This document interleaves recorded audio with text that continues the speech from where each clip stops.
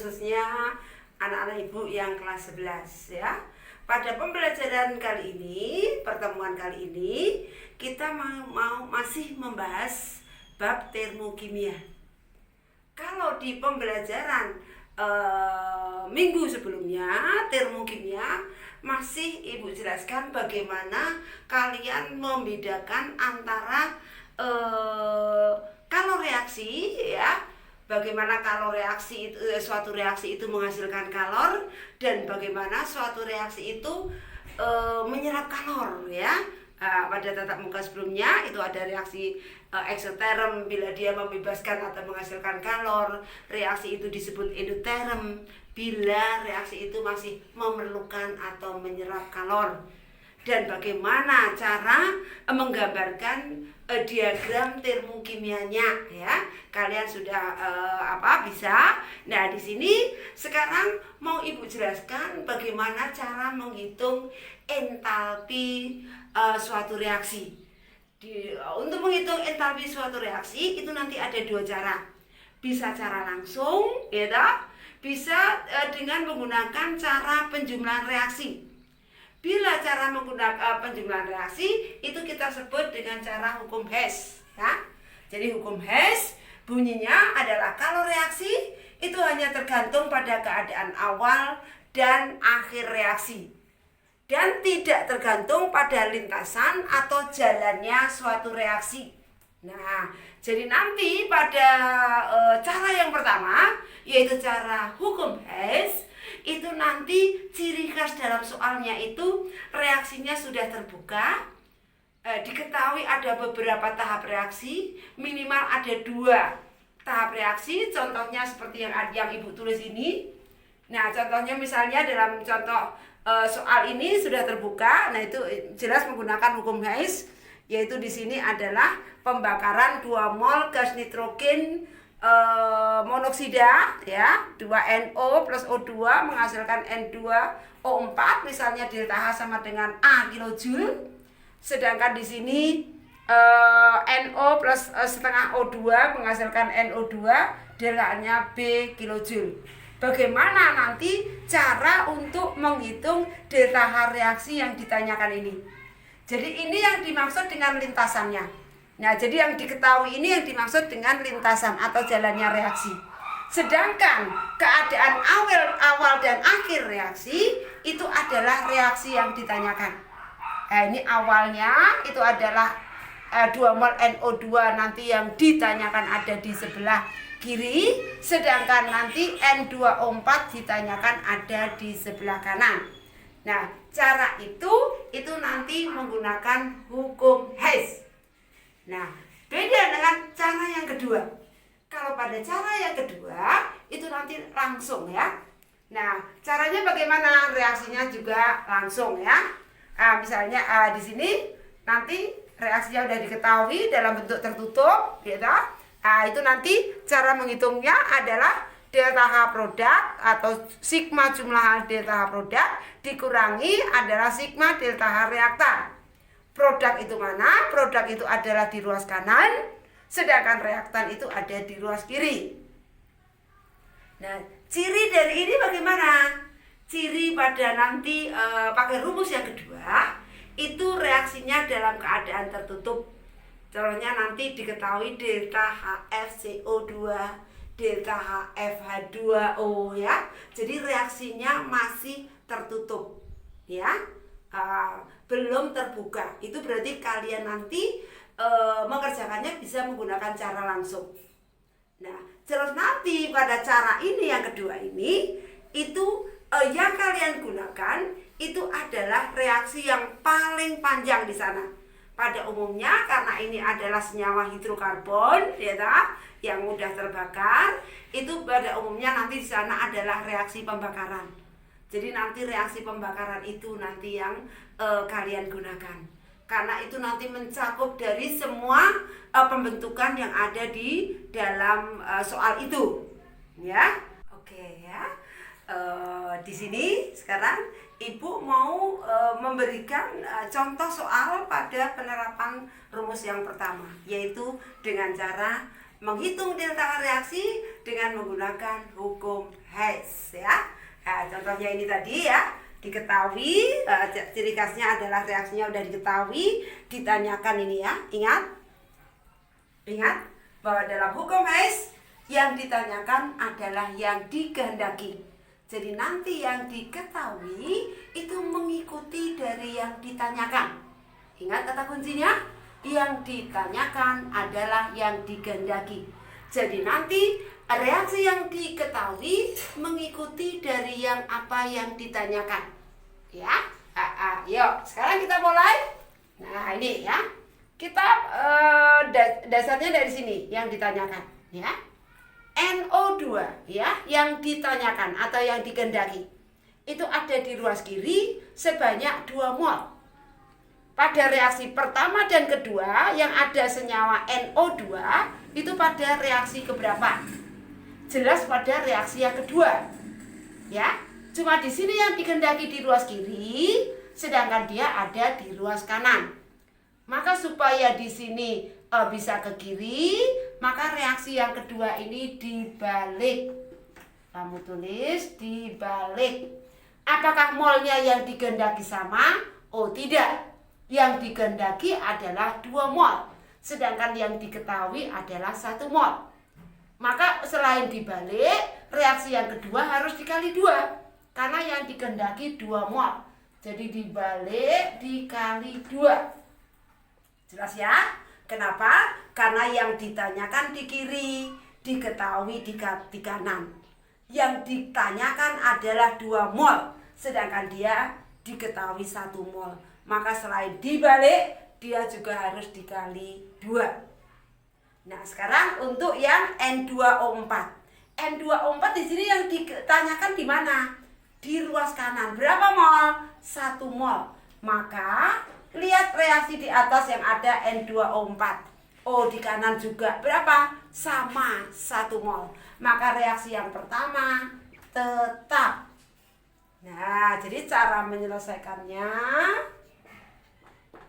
reaksi pertama kita tulis tetap, ya toh? 2NO gas plus O2 gas menghasilkan N2O4 gas. Karena tetap berarti delta hanya tetap A kilojoule. Nah, sekarang pada reaksi kedua tadi adalah dibalik ya. Dibalik itu berarti yang kanan kita tulis di kiri. Dibalik dikali 2. Nah, jadi kita tulis kali 2 ya. Jadi 2 NO2 gas. Nah, menjadi NO gas kali 2 ya. Nah, 1 ya ini ya toh, ini reaksinya. Nah, 1 ini setengah kali 2 jadi 1 ya. Gas. Dibalik, ini tadi harganya apa? B ya. Karena dibalik berarti menjadi min 2B. Kenapa 2B? Karena dikali 2. Kalau sudah, baru kita bisa jumlahkan. Nah, ini cara hukum Hess ya. Dijumlah yang sama bisa kita sederhanakan. Yang sama apa? Nih NO. Di ruas kiri ada, ruas kanan ada. Oksigennya juga sama, kiri ada, kanan ada. Yang tidak bisa disederhanakan, nggak bisa dihilangkan, dicoret, turunkan. Nah ini N2NO2 ya, 2NO2 gas menjadi ini ya N2O4 gas. Delta hanya tinggal menjumlah ya. Apa ini di atas A ditambah 2B min 2B. Nah ini. Nah, jadi sangatlah mudah toh untuk menghitung delta reaksi dengan menggunakan hukum Hess ya. Jadi ingat, hukum Hess itu reaksi yang ditanyakan itu adalah yang dikehendaki. Jadi nanti ya yang diketahui itu mengikuti. Karena yang diketahui itu yang dalam hukum Hess tadi disebut lintasan atau jalannya reaksi. Sedangkan yang ditanyakan itu adalah keadaan awal dan akhir. Keadaan awal itu adalah reaktan, keadaan akhir yang dimaksud reaksi itu adalah produk. Nah, jadi pada hukum Hess hanya melihat apa yang ditanyakan. Ya, nah, sekarang Ibu jelaskan cara menggunakan rumus yang kedua, yaitu cara langsung. Ya, supaya kalian bisa membedakan nanti reaksi soal stoikiometri pada termokimia bisa menggunakan hukum Hess atau bisa menggunakan cara langsung. Ya. Nah, Ibu ambil dulu, Ibu tulis dulu contoh soalnya. Di sini contoh yang kedua sekarang ya. Pada contoh yang kedua, nah ciri-cirinya tertutup seperti ini ya. Diketahui delta HF atau pembentukan C2H5. Nah, harganya adalah minus 278 kJ per mol. Delta HF ya, derajat standar CO2 minus 393,5 kJ per mol. Nah, karena ini ada derajatnya menunjukkan per mol ya. Delta HF H2O minus 285,85 kJ per mol. Sedangkan yang ditanya adalah delta Hc, pembakaran C2H5OH pada 1 gram.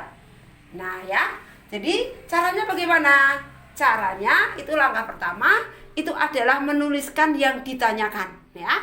Tadi pembakaran itu berarti C2H5OH, pembakaran berarti plus O2 ya, selalu menghasilkan apa? CO2 plus H2O. Nah, baru kita samakan dari kiri ya.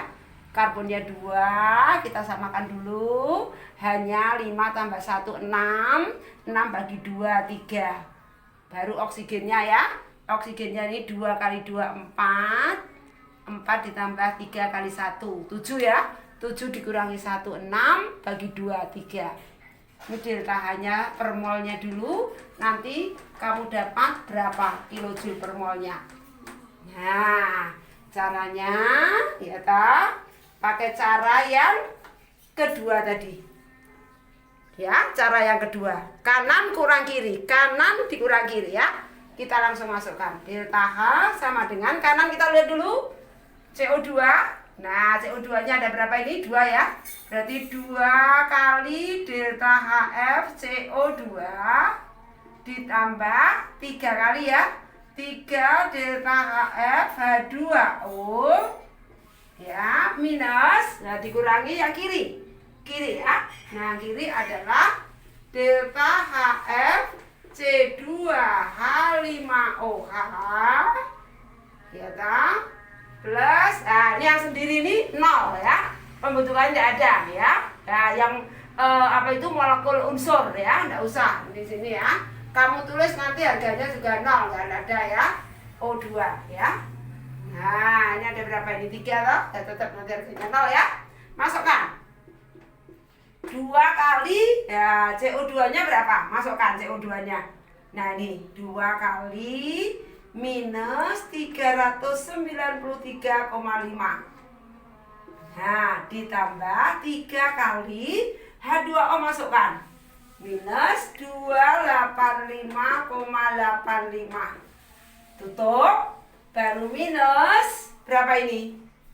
CO2 272 minus ya, hati-hati, 278 ya tak? Nah, plus 0 ya, 0. Nah, karena tidak diketahui, berdiri sendiri itu 0 ya. Nah, langsung kita hitung. Nah, ya, pada contoh reaksi yang kedua ya, tadi yang kalian buka itu adalah yang akan tulis reaksi termokimianya adalah yang ditanyakan, yaitu pada pembakaran C2H5. Kalian tulis dulu tadi ya, setarakan. Nah, terus masukkan rumus langsung ya. Rumusnya tadi adalah sigma delta H ruas kanan dikurangi adalah jumlah dari delta H ruas kiri. Kanan tadi adalah 2 kali CO2 ditambah 3 kali H2O, baru dikurangi yang di kiri. Delta H dari C2H5OH ditambah 3 kali O2. Nah, sudah karena masukkan 2 kali harganya CO2 tadi, 3 kali harganya H2O ya, sudah diketahui tadi. Dikurangi delta H dari etanol atau alkoholnya 275 278. Nah, oksigen karena tidak ada, berarti 0. Nah, masukkan 2 kali 393,5, hasilnya minus 787. 3 kali minus 285,85, itu hasilnya minus 857,55. Nah, ini yang ruas kanan ini kalian kurung supaya nanti kalian menghitungnya tidak salah. Jadikan satu, yang satu ruas. Nah, nanti min berarti dia menjadi plus 278. Nah, akhirnya jumlah dari minus 787 ditambah minus 857,55 itu hasilnya adalah minus 1644,55 ditambah 278. Hasilnya adalah minus 1366,55 kilojoule per mol. Kenapa per mol muncul? Karena pembakarannya ini adalah dalam 1 mol. Sedangkan yang ditanyakan adalah dalam 1 gramnya. Nah, berarti kita harus mencari 1 gram ini berapa mol.